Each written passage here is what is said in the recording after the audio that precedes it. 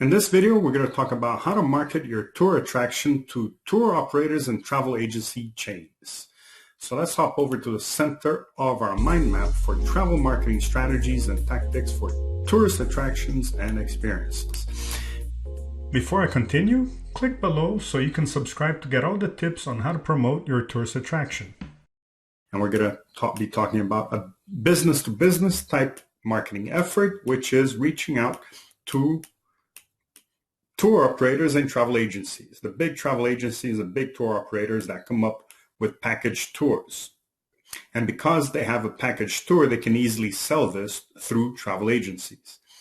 So the difference between a tour operator and a travel agency is very slim, because in some countries, the tour operator and travel agency are considered the same thing.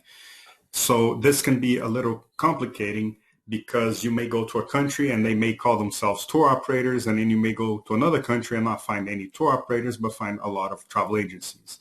And these travel agencies are really doing the job of a tour operator. So the tour operator basically figures out what tourists like to do at a destination. They come up with a package, which tends to include flight, but may not, but definitely includes hotels and activities. So that will include transfers from the airport. It'll include a hotel. It'll include day activities, dinners, and night activities. And depending on the tour operator and the package, it'll include everything that the tourist will do at a destination, or it may just include some of the things. And of course, these would be cheaper packages. So let's talk about what your goal is regarding tour operators. You want to invite them. You want to invite the decision makers, which tend to be either the owner or the owners, the product and operations directors, to do a fam tour, to familiarize themselves with your activity so that they can understand that tourists might like this, right? So you want to show them the best time possible. The other goal is to strike an initial deal where your product is included in a package. So they may have the affordable essentials package for your destination. They may have a more foodie, a more cultural, a more sportive, a more ecotourism. They may have different packages for your destination, and you want to be featured, of course, in as many packages as you can, because that means that you'll be getting customers not just from the B2C and all your online and offline marketing efforts, but also from these tour operators that will have hopefully have a regular package coming to your destination with a group tour, right?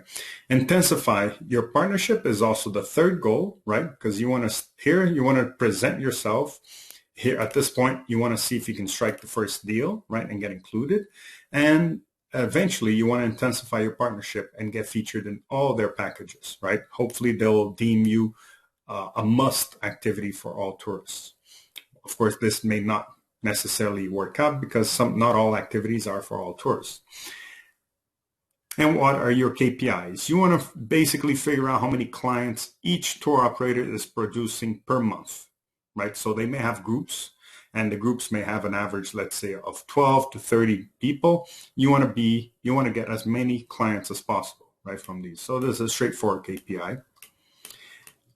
What are the types of players? There are many famous ones. Of course, there's a lot more. There was Thomas Cook that closed during the pandemic, unfortunately, but that was a very popular one. Each country has their own player. So the way it works is, usually for package tours, is the tourist buys a package from the local travel agency. The travel agency is really an outbound travel agency, because it's sending tourists or customers abroad or to different destinations. The travel agency, in its turn, is buying a package from a tour operator from the destination. So the tour operator from the destination is an inbound, because they're there at the destination receiving tourists or customers from other destinations. So they're inbound. So the travel agency that sells it is an outbound, and the tour operator is an inbound agency. What are the elements to your marketing strategies regarding tour operators? Well, you want to have You want to do the fam tour, which we mentioned up above. You want to invite the upper management and their families, especially if you have something that's a lot of fun for families, then definitely, because if they have fun and their families have fun, then they'll believe that tourists will also have fun. You want to have a price sheet, just like a travel with a regular travel agency that we talked about in another video. You want to have a price sheet made for tour operators.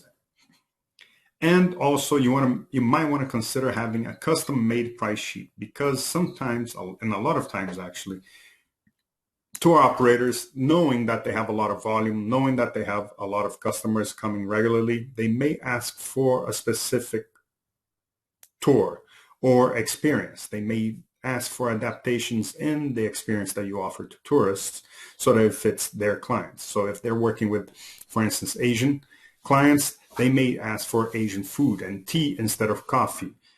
If it's an Israeli tour operator, they may ask for kosher food, and so on. So, and of course, there's also questions regarding disability, accessibility, language, and so on. So they may ask for a custom-made price sheet. So they say, instead of serving regular food, can you serve kosher food? Can you offer tea instead of coffee, and so on? Then you have to adapt your price sheet to that specific tour operator. And of course, since these tour operators tend to produce a lot of clients, it is, of course, very worthwhile to custom make a price sheet for them.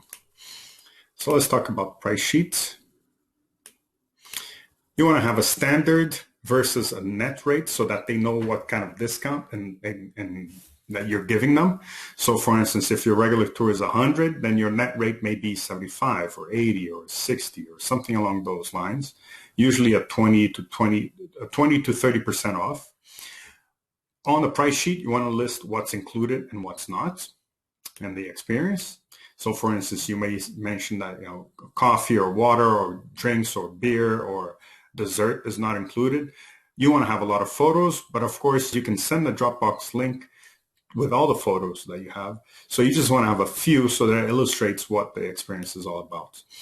And descriptions for copy and paste. So in this price sheet, you want to have something that they can copy and paste and include in their itinerary and their packages that they're developing and promoting.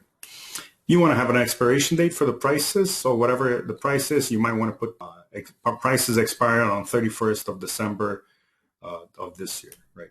For contact info, you just want to have one person. You don't want to have more than one, because the tour operator may if you have more than one, then it may end up talking to two different people and getting different price quotes or conditions, or accepting different requests. And this may, in the end, complicate things. And of course, if you have an itinerary in your experience, if it's a walking tour, if it's a cycling tour, if it's a boat tour, whatever it is that moves around, you might want to also have a map so that the tour operator knows exactly where you'll be taking their clients to. Now, the whole deal about tour operators is that it takes a while before they start working with you. If you're a new company that just launched a new experience last week, it will be maybe 3 to 4 years before the tour operators start even considering you, for many reasons. First, they want to see what your reputation is amongst tourists. So they want to see what your TripAdvisor rating is. And just having 15 5-star isn't enough. They will want to see if you have 100, 200, maybe 1,000 reviews before they start looking at you. Second, they want to know what your reputation is in the trade. So are you paying? Are you honoring? Do you fall through on some bookings? Do you forget, or is there mix-ups? So they also check on that, because of course their clients over in their country are very important to them. They don't want to get their reputation smudged because they're working with a tour operator that is still getting their act together. So it usually takes a while, and you can speed things up by inviting them more regularly, sending them newsletters, sending them more info. And whenever you get featured in a travel guide, whenever you get top rankings in TripAdvisor or Google My Business or Yelp, whatever accolades you accumulate, you want to send it over to them. Just let them know that you got them. So sooner or later, they'll still start to feel confident that they can start working with you. So unless you have something highly desirable and very popular, they're not going to start working with you until they feel a little bit of confidence and trust. So that's tour operators and travel agency chains that you can partner with and hopefully get clients on a regular basis. I hope you found this video useful. If you'd like to receive more, just hit subscribe. That will keep me motivated to keep on producing more videos like this so that you can get more and more content on how to promote your tourist attraction. Second, visit mindmap.works so you can access links to resources regarding all the tactics covered in this video. Thirdly, contact me at chris@mindmap.works with any question. We can try to reply directly by email, but if it's more complicated, we might set up a consulting hour or two. See you in the next video.